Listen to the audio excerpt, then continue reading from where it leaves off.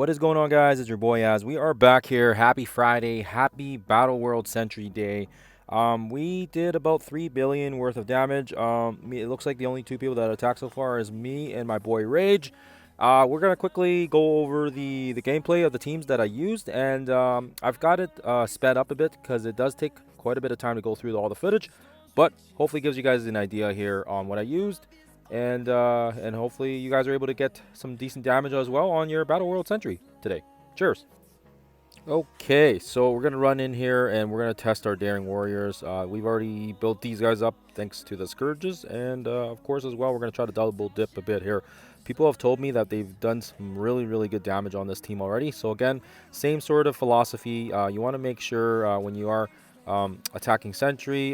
This one, unlike the Brimstone strategy, you can kind of just go for him.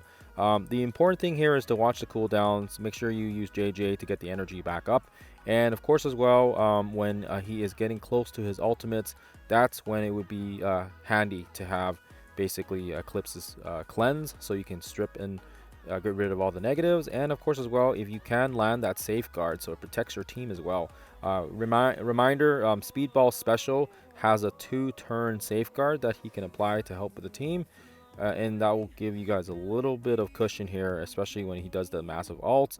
And again, like I said, for the most part, this team is going to have the amplified damage due to the fact that the Daring Warriors, the Brimstone, and of course Retcon, they have the extra damage bonuses. So if you have those guys built up, definitely for sure have them in your top 3. And I didn't do too much testing with it. I probably could have did more damage, but of course as well, I've already got my max Sentry shards, and for some of the guys in my alliance, they only need like 10 shards, so we didn't need to really push for the maximum amount of shards or the damage. I mean, I could probably keep going. I think some people told me they were doing over 100 million, so quite a bit of damage if you can get there. But of course as well, I think you guys kind of get it. The team's good. Immunity, safeguard, alts, death proof, very solid team here, and hopefully you guys can kind of see that. And it does actually, they are very good as far as I can tell. It's just mine need to be a little bit higher stars, so that's the unfortunate thing there. Other than that, like I said, use the cleanse when you get a chance, and then of course Eclipse will also heal up. And yeah, we're gonna fast forward here to the end so you guys can see the damage. A couple minutes later, we do get wiped, and the verdict is in. We actually didn't do that bad. Could have probably, like I said, did more, but I need to bring them up a bit more for damage.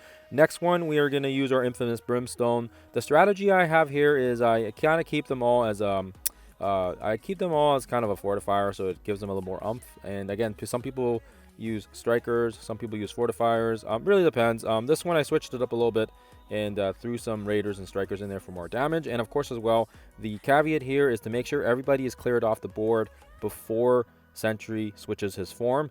And you also want to make sure with Living Mummy, he's going to be able to spam his special and his ult thanks to the energy we get from Daemon. So just make sure you guys are using it accordingly. And of course as well, when you know that big ult is coming, so that way you can cleanse it, or you can prevent it from taking some of your buffs off as well.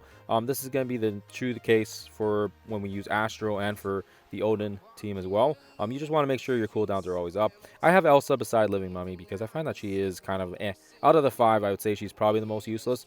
And I also have her higher stars, so she kind of works out, or diamonds I think, or actually no, they're all diamonds I think. Never mind, I forget what I just said. But yeah, again here, spamming that special, spamming the ult when you can.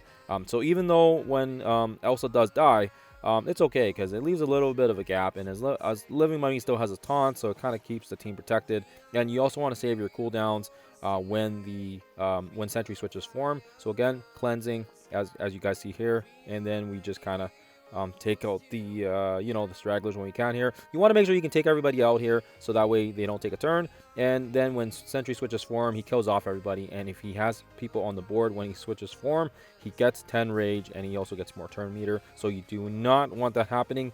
And yeah, hopefully you guys can see that. We'll quickly jump to the end here so you can see the damage, and actually this was a record high for me. Okay, so right near the end here, we get wiped, and again, this was a massive record high. I think usually we top out at 1,000, and this one we were able to get over 1,000. So that was actually a record high for me. I was quite shocked on that. Other than that, yeah, we're gonna move on here to our Odin Fantastic 4 team. Again, I think people have seen this one enough times to know you can actually auto this one, but I still play it. I play it because I have fun with it, and it's just yeah, this team just does so much. You really don't need to worry about cooldowns or anything unless it's just Mr. Fantastic, because Odin literally just wipes everybody. You don't even have to use your ults or your specials, because literally when somebody takes a turn and Odin has his battlefield effect, he literally just lasers everybody to death. So I don't know there's too much to do here in terms of actual strategy, but like I said, you can pretty much auto this one. Time it so that Reed has a special when there is a massive ult coming here, and then that way it'll kind of help prevent some of the negatives. But you don't really need to even use it early on, because the team itself is quite strong, and this is one of the teams that usually you'll make it almost to the full 5 minutes. So I'm not gonna subject you guys to the full 5 minutes of this footage. Otherwise, it's just, yeah, it's a lot of boring watching it, and you're not really learning too much value out of it, other than the fact that Odin and the Fantastic Four are pretty OP. So we'll jump to the end here. Okay, so almost near the end of the timer, and we do actually I think we make it almost to the end here. Unfortunately, yeah, we lose Franklin and Sue, but yeah, Odin, like I said, just lasers, and he just absolutely is the MVP for this one. And yeah, the damage itself isn't the greatest, but still nonetheless respectful. And then of course as well, we use our Astro, very straightforward, another audible team. They just have so much going on for them. They've got the safeguard, they've got heals, they've got so much going on. This is another team that sometimes makes it all the way through the full 5 minutes, depending on playstyle and stuff, and of course if you hit auto or who they target. But if you make it past like I said, like 3 or 4 minutes, just save the attack attempt, because these guys don't do a lot of damage, but they have so much sustain, and I think you can kind of see that here because they were the previous BattleWorld team, right? So anyways, we're gonna jump to the end here. I think you guys can kind of see they're pretty OP'd. So we barely made it past 3 minutes. Unfortunately, he just nuked us, and we didn't care about restarting it. So not the greatest damage output, but still nonetheless better than the 300. So that's what I'll take. And finally, the last one I'll use is I usually just try to stack all my mythics like Professor X, Blue Marvel, and I don't know why these teams never work out. Do let me know in the comments below if you guys have a team that works for you. These ones, even though I stack on so many powerful characters, I've got Null here, I've got Cleansing from Professor X, I've got Blastar blowing his ults off, we've got Thunderstrike. I don't know why, it just never seems to work out great. The damage is like okay, but I would like it if we would be able to hit some numbers like the Daring Warriors hit over 500. Our Brimstone hit over 1,000, and then of course as well our Astro even hit 300 plus.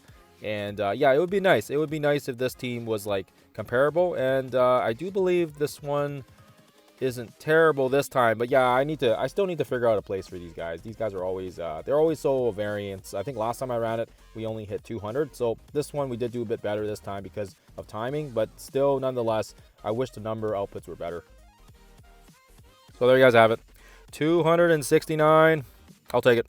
So that is it, guys. That's how I got the 3 billion or whatever, whatever, 3,000. Other than that, let me know in the comments below what you guys get for your damage outputs. And other than that, if you guys want the full gameplay and everything at full speed or whatever, I do have some previous videos of it already. Just didn't want you guys to go through the whole thing over and over again because it is the same content. Other than that, guys, I want to say thank you again for watching. Happy Friday. Stay tuned. We will get some Mighty Tower footage for you guys, hopefully today. Unfortunately, I'm just leaving work here in about an hour. I got to go get the kids, and then we're going to go head to a ball game. We got ball practice today, so I will not be able to play the Mighty Tower until the evening. But other than that, hopefully you guys enjoy it. Hopefully it's fun for you guys, and don't forget to check out the blog as well today. Other than that, guys, thank you for watching, and I'll see you guys in the next one.